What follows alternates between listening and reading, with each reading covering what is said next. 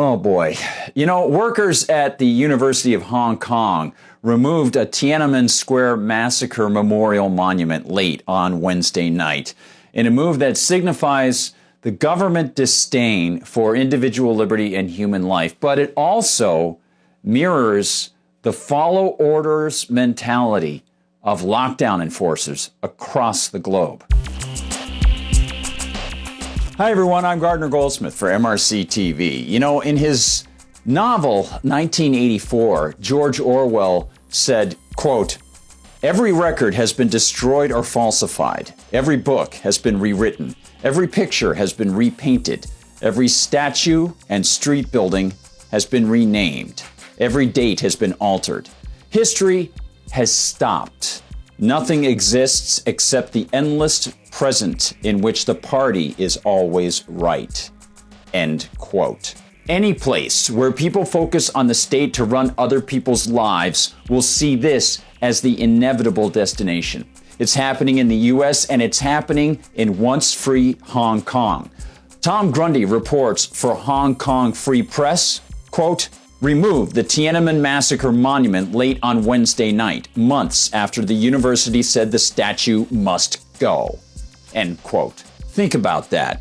The monument honoring thousands killed and wounded by the Chinese government's People's Liberation Army in its June 4th, 1989 attack on Freedom Rally attendees in Beijing has stood at the Hong Kong University for more than 2 decades.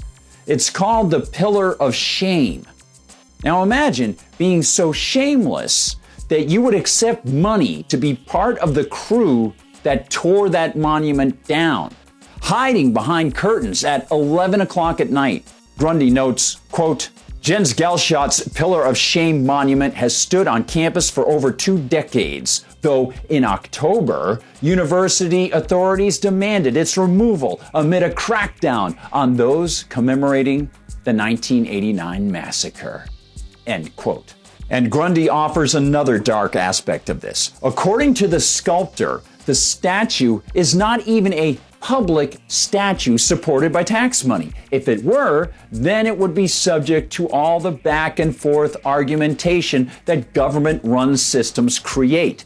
Danish artist Jens Galschott claims that the pillar, a 4-meter-high depiction of, yes, you got it, souls going to heaven, is his private property. Quote, in a statement on Thursday, he said, "I'm totally shocked that Hong Kong University is currently destroying the Pillar of Shame. It is my private property, and the sculpture belongs to me personally. I will claim compensation for any damage to the sculpture." End quote. So, like the US politicians and their hirelings who care not a whit about privately owned businesses and will command the owners to shut them down, sending swarms of cops and officials to be certain that their edicts are observed and abided, the University of Hong Kong completely disregarded the private property claim of the man who created the monument itself. Collectivism in action in Hong Kong. Collectivism in action in the West. Quote, "It is a disgrace and an abuse and shows that Hong Kong has become a brutal place without laws and regulations such as protecting the population, the arts, and private property. And it's even more grotesque that they use the Western holiday Christmas to carry out the destruction of the artwork," he added. End quote. The University of Hong Kong has shown utter contempt for the tragedy visited upon innocent people in 1989. And to add to its perverse embrace of collectivism, it has ruined the private property of the man who created the sculpture. As Grundy observes, quote, "Alvin Loon of Citizen News reported that the university's ruling body had agreed that the statue would be demolished amid pressure from Beijing's local offices." End quote. And indeed, the noise of rubble could be heard as the shameless employees did their vile work.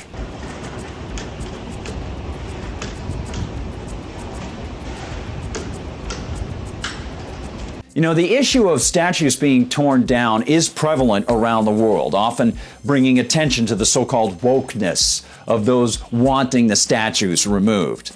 But to be slightly fair, in most of those cases, the statues are government created and government owned.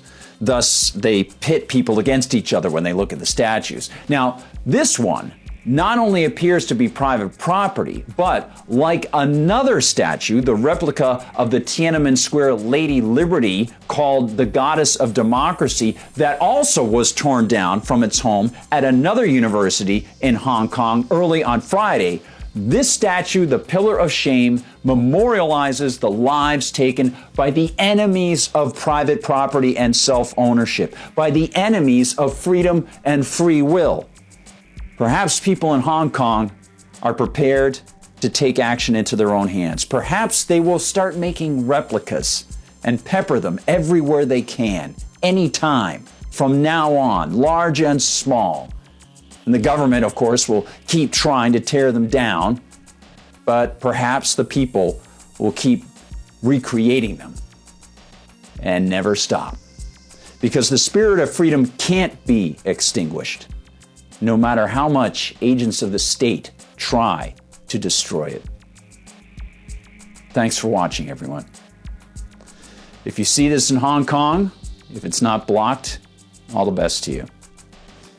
And for those who are fighting for freedom elsewhere around the world, we're all one spirit. Please join us at MRCTV.org, and we'll keep fighting. You can find us at Rumble, where we're not censored. You can find us at YouTube as well. And of course, you can go to MRC TV's page on Facebook, find us on Twitter, find us on TikTok, find us on Instagram, and on Parler. And I'll be found at Gab, at Gardner Goldsmith on Gab. Thanks so much, everyone. Looking forward to 2022. Keep those spirits high.